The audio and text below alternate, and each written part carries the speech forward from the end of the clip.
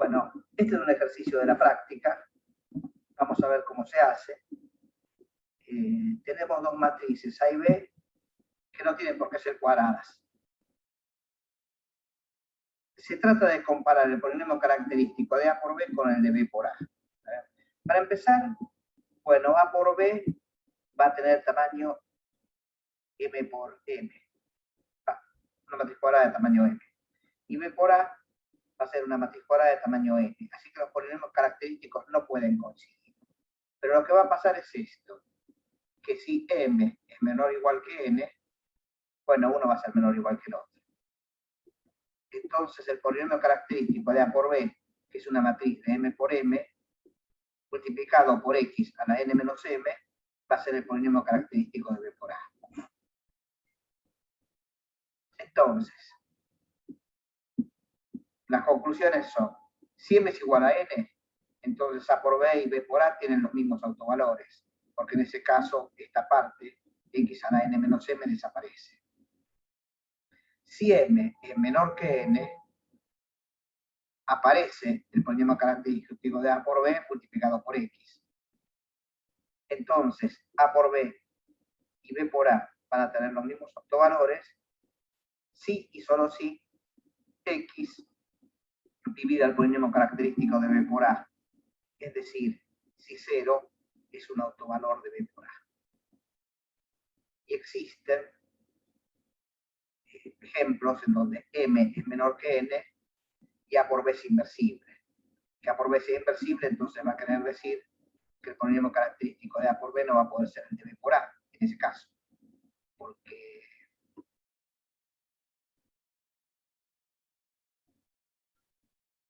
bueno, X va a dividir al polinomio característico de B por A, pero no el de A por B, porque si A por B es inversible, A por B no tiene ningún autovalor nulo.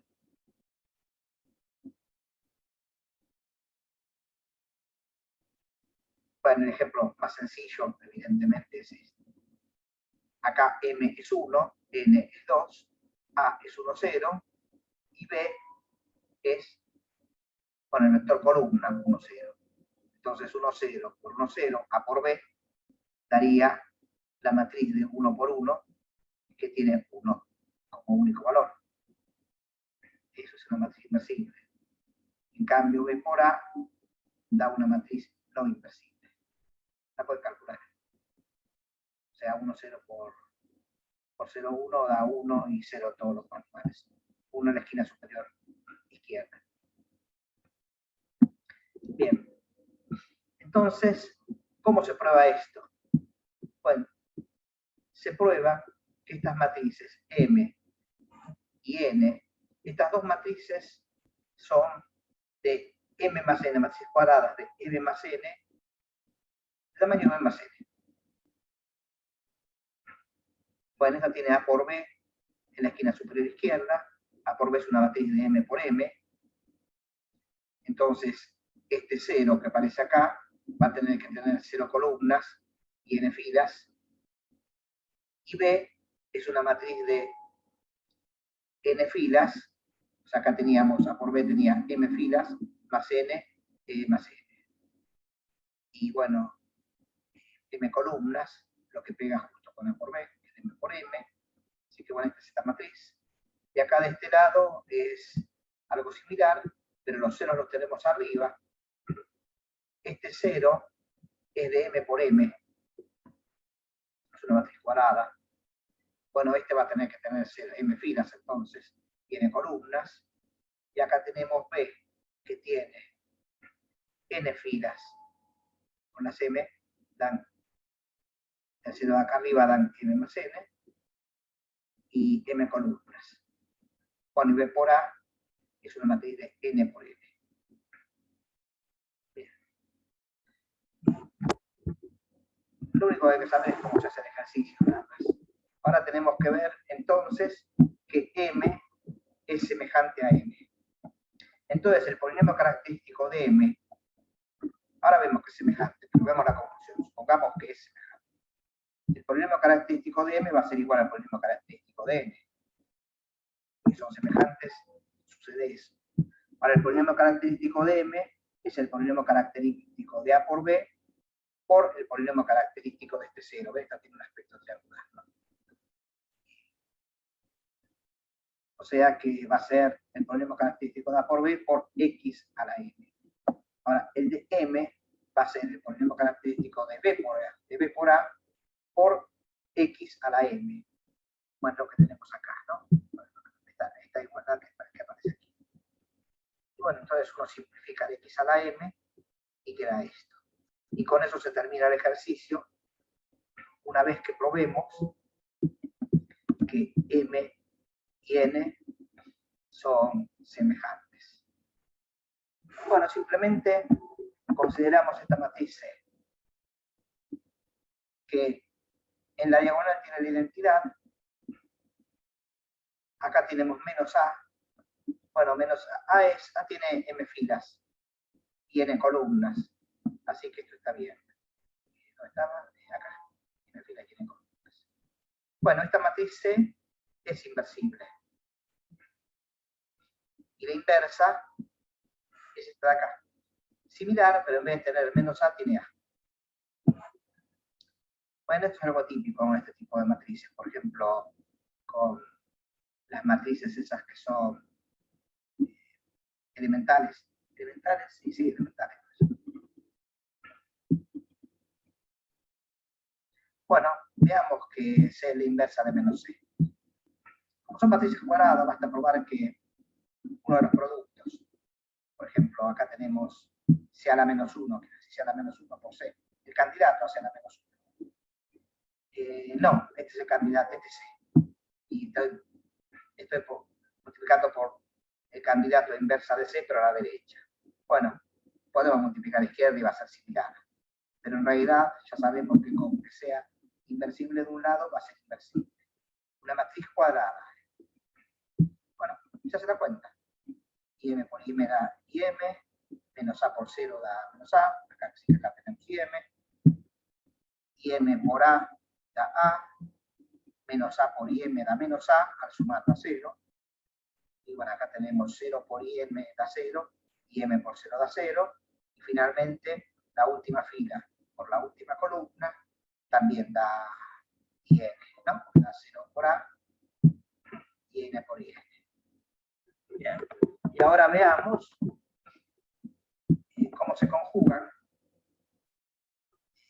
esta matriz M cuando la multiplicamos por C y por C a la menos 1. Acá está, ¿no? Bueno, hacemos de vuelta las cuentas. Primero hacemos el primer producto que está a la izquierda. Bueno, M por A por B queda A por B menos A por B. Eso queda 0. Acá. Y M por 0 da 0, menos A por 0 da 0. Ahí tenemos los ceros. 0 por A por B da 0. Y N por B da B. Bueno, el último es 0, porque la columna es 0. Acá tenemos 0. Y ahora falta la multiplicación de estas dos matrices. Bueno, en la fila de arriba tenemos 0, el grupo de filas. Tenemos 0. Y ahora multipliquemos, bueno, B por IM más 0 por 0 queda B. Acá me falta poner 0 sub N, ¿no? Pero bueno, de por y acá B por A da B por A, y 0 por IN da 0, así que queda esta matriz, que es la que tenemos acá.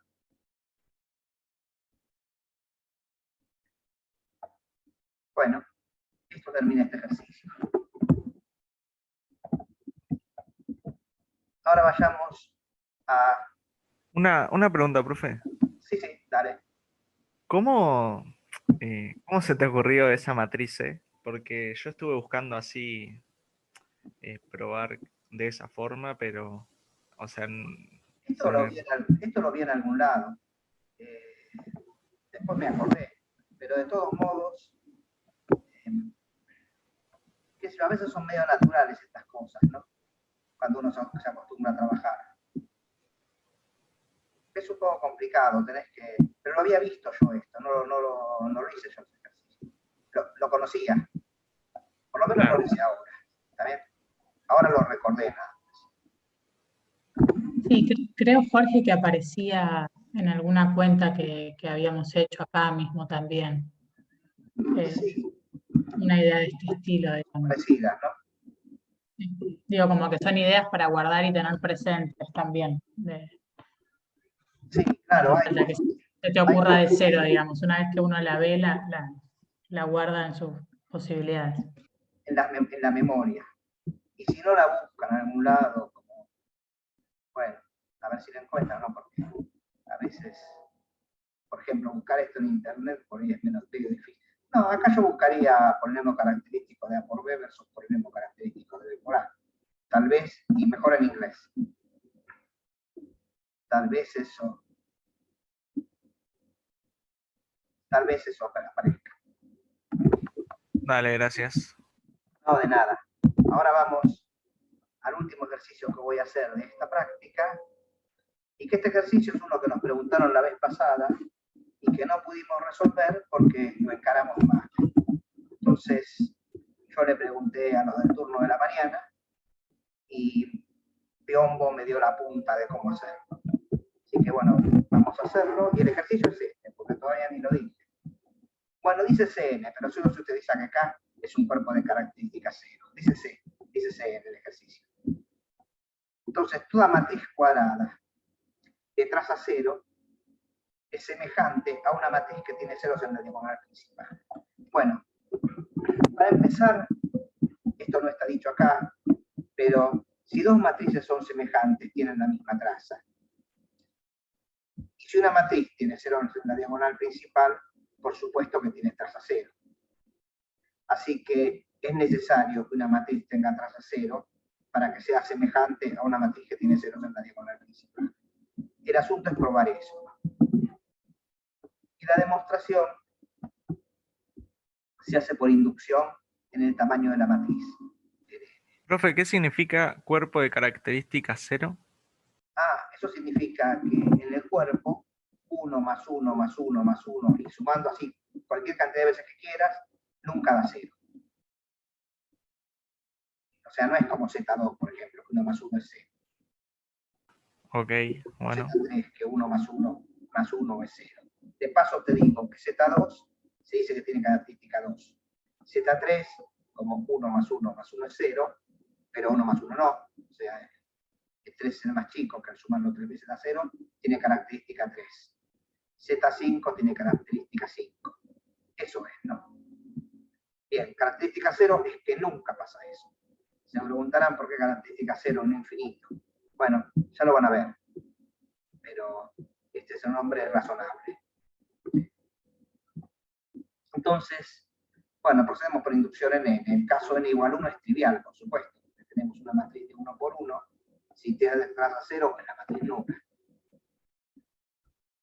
Entonces, supongamos que n es mayor que 1 y que el resultado vale para matrices de tamaño menor que n. Ahí está la inducción. Si es una matriz escalar, creo que a esto le llaman homotesia también. Es decir, una matriz escalar es una matriz de la forma lambda por IN. Una matriz que en la diagonal tiene lambdas, siempre el mismo lambda, y fuera de la diagonal tiene ceros. En ese caso, ya si la traza es 0, acá donde se usa la característica es 0. Si la traza es 0, entonces, ¿qué significa eso? Tenemos que sumar lambda más lambda más lambda n veces. Eso sería la hipótesis de que la traza es 0, dice que 0 es n por lambda. Pero como estoy suponiendo que la característica es 0, eso quiere decir que lambda es 0. Que n es inversible, ¿no? Estamos en un cuerpo. N es inversible. Así que 0 igual a n por lambda me da lambda igual a 0, porque multiplico por n a la menos 1. Repito, n es inversible, lo digo. N es inversible porque no es 0. Estamos en un cuerpo. Entonces, supongamos que A no es escalar. Y bueno, para trabajar cómodos, o por lo que lo necesitamos, consideramos la transformación lineal de siempre, que es multiplicar a la izquierda, a la derecha, no, a la izquierda por A. El vector mí los vectores son filas, así que los pongo en forma de columna, hago la operación, me queda un vector columna, y después lo vuelvo a transponer para que quede en forma de fila. Y así vamos de K a la N en K a la N. Pero esta operación en realidad es B por la transpuesta de A, porque la transpuesta es... Y acá el B, por supuesto, está en forma de fila. Es porque la transpuesta del producto es el producto de las transpuestas en orden inverso. Bueno, ahora acá vamos a hacer otro arreglo después, que acá dice como A no es escala, que quiere decir escalar. Como no es escalar, existe un vector que no es un autovector de la transformación f sub A. Bueno, eso no es difícil. Por supuesto, en una matriz escalar, o si la transformación es multiplicar, si la matriz es escalar, f sub A es simplemente multiplicar por lambda. Ahí todos los vectores son autovectores. Pero si no pasa eso, existe necesariamente un autovector, digo, un vector que va a tener que ser no nulo, ¿no? Por supuesto, porque un vector nulo es autovector de cualquier autovalor. Bien, existe un vector nulo, que va a ser no nulo, que no es un autovector de la transformación. Hay dos razones. No, hay una razón. Si no hay una base de autovectores, eso es obvio, porque tomo una base y alguno de los elementos de la base no va a ser un autovector. Ahora, si hay una base de autovectores, es decir, si la matriz es diagonalizable, entonces voy a tener un autovector de un cierto autovalor y otro autovector de otro autovalor. Pues digamos B1 de autovalor lambda 1 y B2 de autovalor lambda 2. Y vamos a escribir, para que quede un poco más claro, pero esta es una cosa sencilla. Puede quedar como ejercicio. Vamos a tener entonces que F, no voy a poner F sub A. B1 igual a, digamos, A sub 1.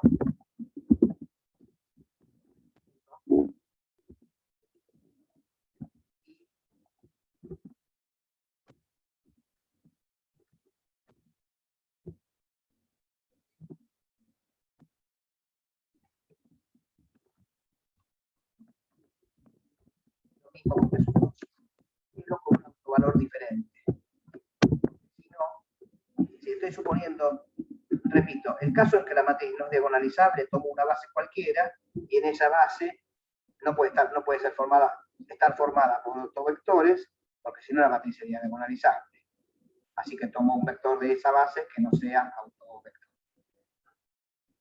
Si la transformación es diagonalizable, bueno, supongamos que tomo una base. Y supongamos que por mala suerte tomé una base formada por autovectores. Bueno, pero en esa base no todos los autovalores de esos autovectores pueden ser el mismo, porque si no la matriz sería escalar. Entonces tenemos un B1 con un autovalor a sub 1 y un B2 con un autovalor a sub 2 distinto. Si uno calcula F más 2, B sub 1 y B sub 2 son no nulos, una base, eso da 1 por B sub 1.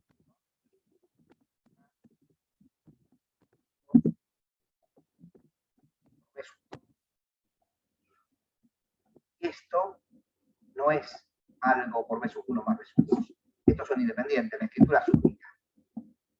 No, acá no hay un lambda tal que A sub 1 por B sub 1 más A sub 2 por B sub 2 es lambda por B sub 1 más lambda por B sub 2. Si no, habría dos escrituras distintas para este elemento. F de B sub 1 más B sub 2. Bien, así que borremos esto y sigamos. Espero que haya quedado claro que... Perdón, profe, tengo una duda. Sí, te escucho, dale. No entendí del todo. Entonces, si A no es escalar, ¿eso implica que no es diagonalizable? No, no, no. Hay una base de autovectores. Puede haberla, puede ser diagonalizable. Pero no todos los vectores son autovectores. ¿Está bien? Ah, o sea, Va a ser un elemento que no va a estar en esa base. Es decir, suponete que B1 y B2, suponete que tenga tamaño 2.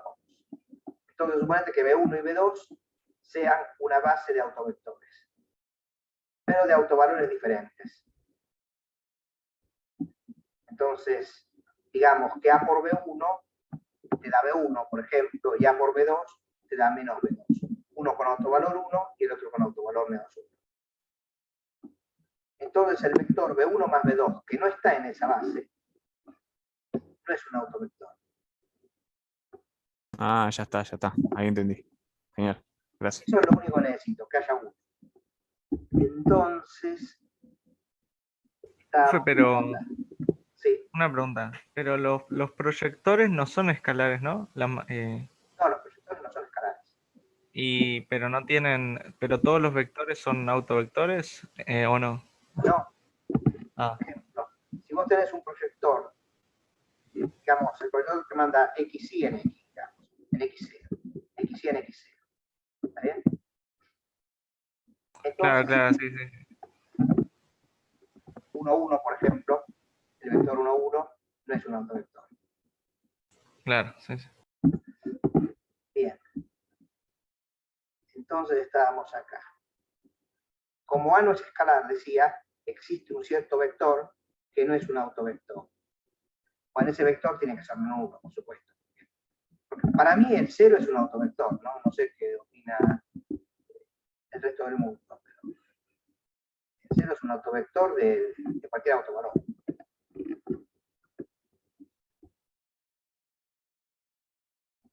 Claro, pero es como que está siempre incluido dentro de la base de autovectores, o sea, no lo incluís en la base. El 0 no lo puedes incluir en una base. Claro, sería como trivial, no sé si. Tal vez yo ponga después, eso que estoy diciendo es cierto, pero después voy a poner perteneciente a KN-0, para que quede más claro.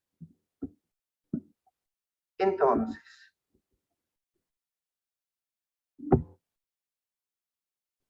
tenemos acá B1 y B2. B2 es F sub A de B. A de B sub 1, que se me pasó acá. Tengo que poner de B sub 1.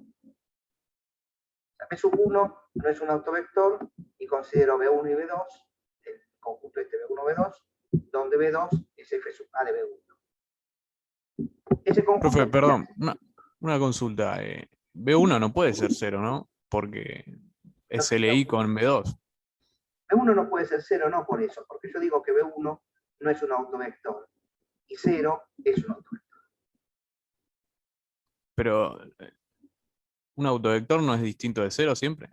Así lo definen. Bueno, no veo por qué, pero es decir, a mí me resulta más natural decir que un autovector es cualquier vector tal que f de b es un escalar por b. Pero bueno, si lo definen como No. distinto de 0, está bien. Ok. ¿Saben por qué lo incluyo al 0?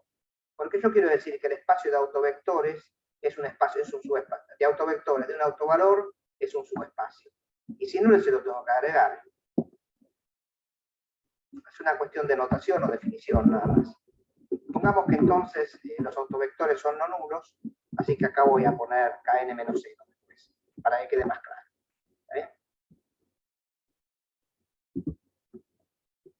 Para mí me parecería más natural decir que el 0 es un autovector, pero de autovalor arbitrario. O sea, es decir, es un autovector de autovalor 3, de autovalor 5, de autovalor 1, de todos los autovalores. Porque el 0 está en todos los espacios de autovectores. Pero bueno, está bien. Si la costumbre es decir que el 0, no, los autovectores por definición son no nulos, Entonces, voy a poner acá kn-0 y listo. Eso arregla todo. Bueno, y acá el error de notación es que B sub 2 de tipeo, es F sub A de B sub 1. Y B1, B2 son linealmente independientes, porque B1 no es un autovector. Así que son linealmente independientes. Si no, B1 es no nulo, por hipótesis.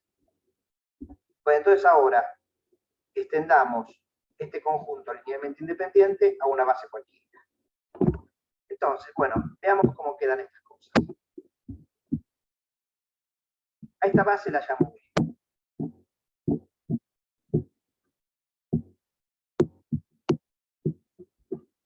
A ver, ya sé lo que pasa. Claro, acá está. No me podía mover, pero ahora sí. Bueno, entonces consideremos la matriz de la transformación F sub A en la base B. Esa matriz es, ya saben cómo se forma, se toma B1, se calcula F de B1, F sub A de B1, que va a ser B2, por la definición de B2. Entonces, en la primera columna voy a tener 0, después voy a tener 1, y después voy a tener todos ceros. Este 0 es el escalar 0, C acá, entonces, es una matriz de una columna y n-1 filas. Y esta matriz tiene 1 arriba y 0 en todos los demás lugares. Es decir, la única columna es este vector transpuesto. Ahora, después lo que tengo que formar para calcular B y D, bueno, tomamos B2, calculamos F de B2, lo expresamos como combinación de estos vectores de B1, Bn, lo ponemos como segunda columna. Similarmente, la tercera columna sería la expresión de F de B3 como combinación lineal de los vectores de la base B, etc. ¿no? Acá, B es una matriz fila de 1 por n-1, que desconozco. Y D es una matriz cuadrada de n-1 por n-1. Ahora, la traza de D es 0, porque, bueno, hagamos un poquito más específico esto. La matriz de F sub A en la base B se puede calcular de esta manera, como la matriz de F sub A en la base canónica, pero multiplicada a la derecha por el cambio de base de B en E, y a la izquierda por el cambio de base de E en B, que es la inversa del cambio de base de B en E. Y acá, porque me conviene, para después, la matriz de F sub A en la base canónica es A, y acá estoy poniendo al revés, el cambio de base de E en B a la -1, y el cambio de base de E en B de este lado, en vez de la inversa del cambio de base de B en E. Así que la matriz A es semejante a esta matriz de acá. Como la matriz A tiene traza 0, esta matriz también tiene traza 0. Pero eso quiere decir que la traza de D es 0. Bien. Entonces, por hipótesis inductiva, existe una matriz inversible tal que acá hay un error, porque acá tendría que aparecer una letra distinta en vez de D, o nada, esto lo quito. Tal que E por D por E a la -1 tiene ceros en la diagonal principal. O sea, estoy usando la hipótesis inductiva para la matriz D. Bueno, y ahora lo que vamos a hacer es, voy a tomar esta matriz inversible, la voy a ampliar para convertirla en una matriz de n por n, con el trámite de poner arriba de la matriz a la izquierda un 1 y el resto una fila de ceros, y la columna también de ceros. O sea, acá tengo un 1, a la derecha de este 1 tengo ceros, y acá tengo ceros. Entonces es una matriz que tiene el mismo aspecto que esta de acá. O sea, es decir, este 0 es un número 0. Acá tenemos una matriz que tiene una sola fila, acá tenemos una matriz que tiene una sola columna, exactamente como esta matriz de acá, que son ceros, pero es eso. Y acá abajo está aclarado. 0' es la matriz de una fila por n-1 columnas, y 0 segunda es la matriz de n-1 filas por una columna, nulas. Entonces, hagamos la cuenta esta. Es decir, conjugamos esta matriz que tenemos acá por esto. Lo que queda es esto de acá. Esto queda. Ahora hacemos los detalles. ¿Qué quiere decir esto? Acá tenemos 0 y acá tenemos E por D por E-1. Así que esta es una matriz que tiene ceros en la diagonal. Pero entonces,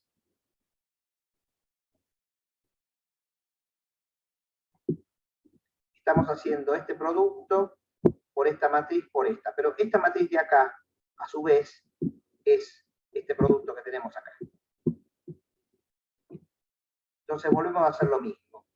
Este resultado es el resultado de multiplicar a la izquierda por esta matriz y a la derecha por esta matriz de acá, que en realidad es esta. Así que la pongo así. También la pongo así de esta manera. Bueno, entonces quedó que que esta matriz que tenemos acá es F por A por F a la menos 1, A está acá, ¿no? Y F es la siguiente matriz, el siguiente producto. Esta matriz 1, 0, 0 segundo E, por el cambio de base de E a B. Ahí está. Y F a la menos 1, bueno, es la inversa de esto. La inversa de esto es esto. Y bueno, eso termina el ejercicio. Una pregunta, profe. ¿Cuál era la hipótesis inductiva? La hipótesis inductiva era que para matrices de tamaño menor que n, pero de tamaño menor que n,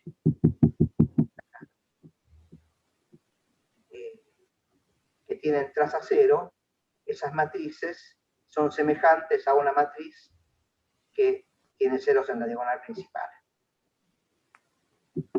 Y es esto. E por D-1. Eso es lo que estamos... ¿Cómo es que seamos esto? Esta es la punta que me pasaron, ¿no? Tomamos el vector B1, que no es un autovector. F2 es F sub A de B1. Entonces B1 y B2 es una base, porque si esto no fuera una base, B1 sería un autovector. B1 es no nulo, ¿no?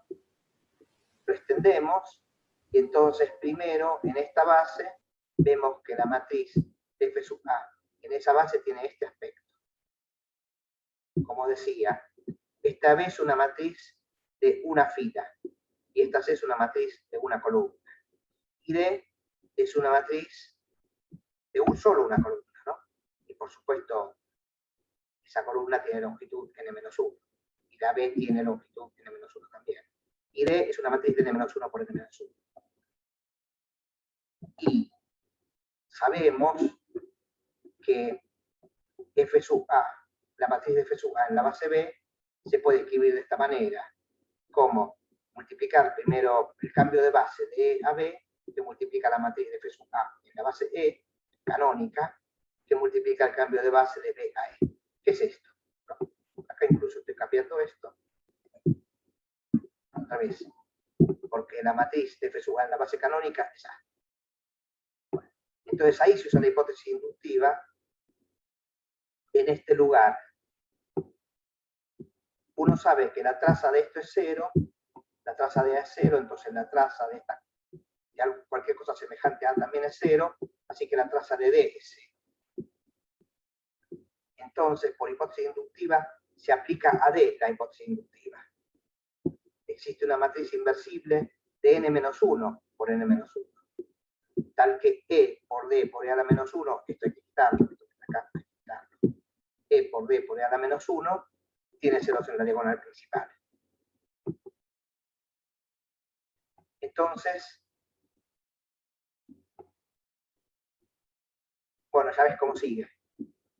Sí, sí. Sí, me pareció como muy interesante la idea esta de la forma de tomar inducción, como que no, esa forma de tomar inducción, porque yo hubiera pensado tipo en una forma más tradicional, tipo en buscando en n's o algo así, pero está bueno. Lo mismo, pero bueno, No, que digo pero es que una no forma sé, como que, distinta de decirlo.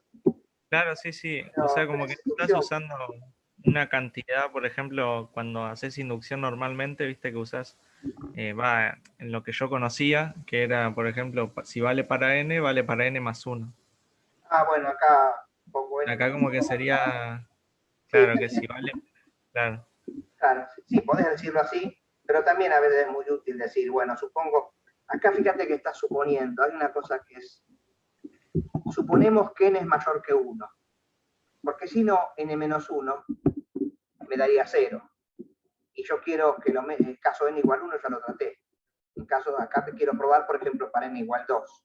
Para n igual 2 uso n menos 1. Es una forma de escribir, ¿no? Porque si vos decís, supongo que vale para n, entonces voy a probarlo para n más 1, ya n más 1 es mayor que 1. Entonces acá digo, supongo que n es mayor que 1 y que el resultado vale para matrices de tamaño, acá basta para matrices de tamaño n, ¿no? Yo puse de tamaño menor que n como si fuera a hacer inducción global.